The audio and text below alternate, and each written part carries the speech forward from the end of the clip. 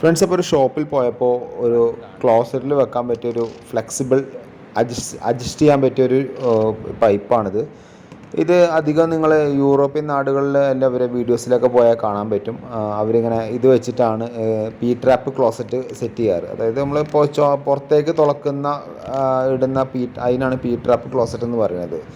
അപ്പോൾ നമുക്കത് നേരെ ഈ ക്ലോസറ്റിൻ്റെ ഉള്ളിലേക്കും അതേപോലെ മറ്റുള്ള പൈപ്പിൻ്റെ എൻഡിലേക്കും ഇട്ട് കഴിഞ്ഞാൽ ലീക്കേജ് ഉണ്ടാവില്ല.